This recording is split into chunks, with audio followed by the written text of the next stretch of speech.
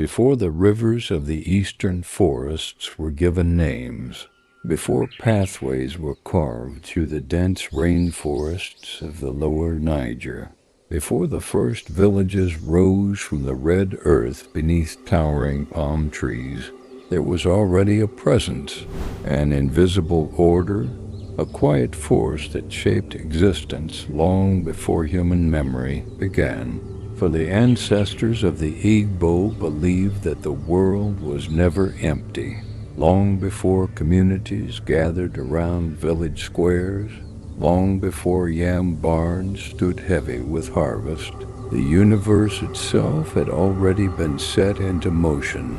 In the deepest layers of Igbo oral tradition, elders spoke of this origin with reverence, because what they described was not simply a god, it was the source of all creation.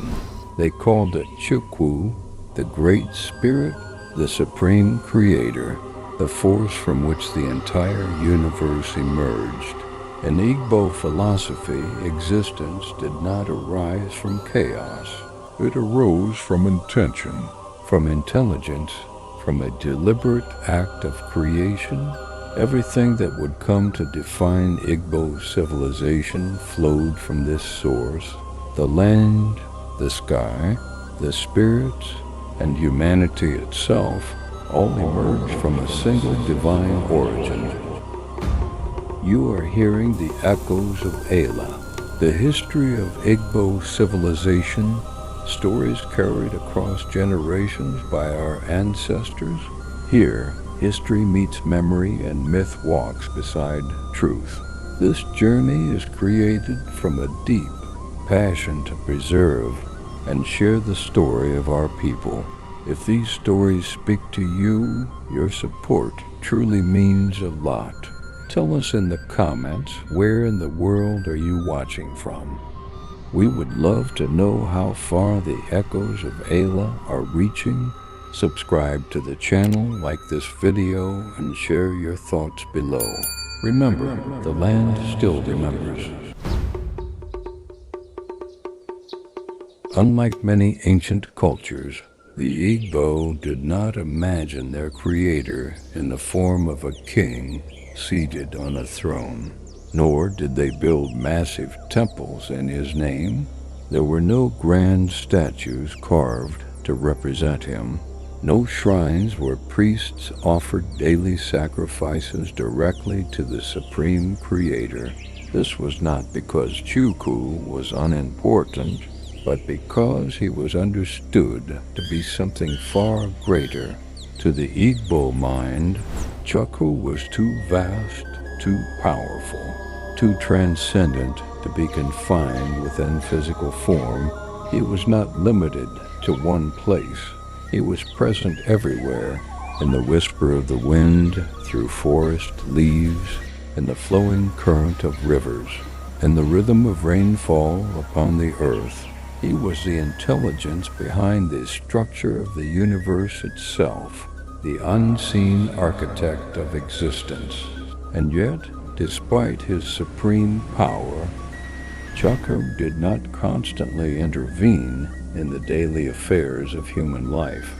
Instead, the Igbo believed that the Creator governed the world through a vast network of spiritual forces, divine powers that acted as guardians of nature, morality, justice, fertility, and cosmic balance. These forces filled the universe with presence.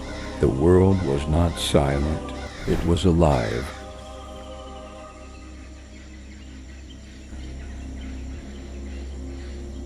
Among the earliest manifestations of this divine order were two primordial forces. In Igbo cosmology, creation did not remain abstract. It revealed itself through the fundamental elements of existence, the land beneath human feet, and the light that illuminated the world above. The first of these cosmic forces was the earth itself, but the Igbo did not see the earth as mere soil or simple landscape. The earth was a living spiritual authority, also known as Ala. Ala was not only the giver of fertility, she was the moral foundation of Igbo society.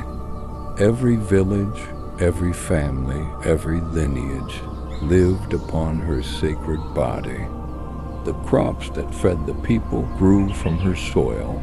The ancestors were buried within her ground, and the laws that governed human behavior were believed to originate from her authority, because in Igbo belief, the earth itself watched human actions. When a person committed murder, when someone stole from their neighbor, when sacred taboos were broken, these acts were not simply crimes against society. They were offenses against the earth goddess herself. Such violations were called So'ela, abominations against the earth, and the consequences of these acts were believed to disturb the balance between humanity and the spiritual world, because Ala represented more than land. She represented harmony, justice, and the sacred relationship between humanity and nature. Without Ala, there could be no society. But while Ala governed the earth, another powerful cosmic force ruled the heavens. Each morning, as the forests of Igboland awoke from darkness, a radiant light rose above the horizon. This was the presence known as Anyanwu. To the Igbo, Anyanwu was far more than a celestial object. It was the great witness of the sky. The sun illuminated the world, revealing truth and exposing deception. Nothing could remain hidden beneath its light. Because of this, oaths were often sworn beneath the open sky, for the sun saw everything, every action, every promise, every betrayal. Its daily journey across the heavens reminded humanity that the universe operated according to an unbreakable rhythm. Night would always follow day, darkness would always return, but the sun would rise again.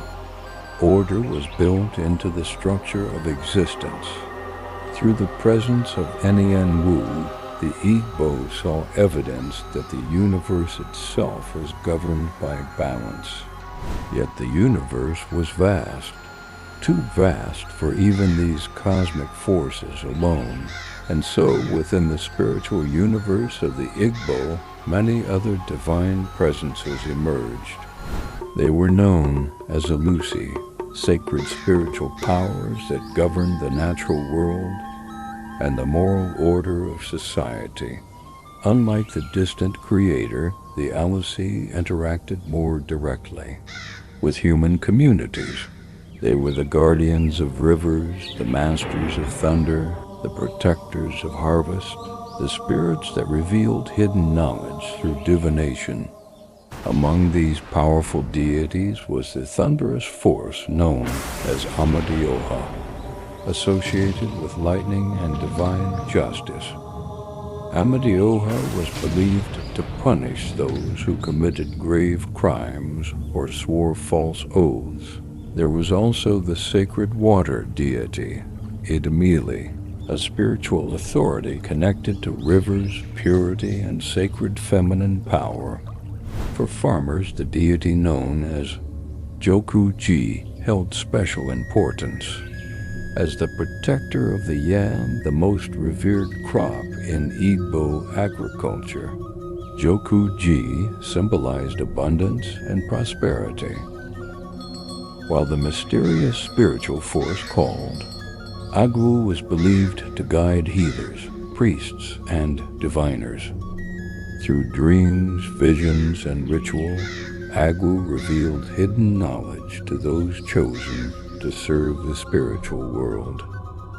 Each Alusi represented a dimension of existence, not random gods competing for power. but sacred forces maintaining the delicate balance between nature, morality, and humanity.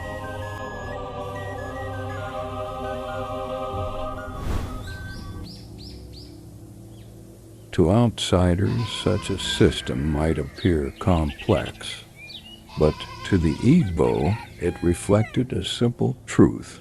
The universe was a web of relationships between the creator and creation, between humans and the land, between the living and the ancestors, between the visible and the invisible. Life itself depended upon maintaining balance within this sacred network. Communities honored the earth through festivals. Families honored their ancestors through remembrance. Diviners consulted the spirits for guidance. Every ritual, every ceremony, every oath taken beneath the open sky was part of maintaining harmony between humanity and the unseen forces that governed existence. In this worldview, the physical and spiritual worlds were not separate realities. They were intertwined, two dimensions of the same universe. From the unseen creator, Chukwu, to the sacred authority of the earth, Ala, and the watchful light of Anyanwu, the world was guided by a vast spiritual order. A universe filled with divine forces known as Alusi, guardians of nature, justice, fertility, and cosmic balance. But beyond the great powers of the heavens and the earth, there existed something even more mysterious, a presence far closer to human life, a spirit that walked beside every individual, a force that shaped destiny, ambition, and the path of every Igbo soul. The elders spoke of it with great seriousness because no two people carried the same one. The Igbo called it Chi, a personal spirit, a divine companion, a guiding force that determined whether a person would rise or fall. But what exactly was Chi? Was destiny already written, or could a person shape their own fate? And how did the sacred symbol known as Akenga help a man unlock the power of his Chi? In the next episode, we explore one of the most profound philosophies ever preserved in Igbo and African thought, the Igbo understanding of destiny, personal power, and spiritual identity, because in Igbo belief a person may be born with a Chi, but it is through their actions that they prove whether their Chi walks with them. Among the Igbo, a man's greatest journey is the journey to understand his Chi.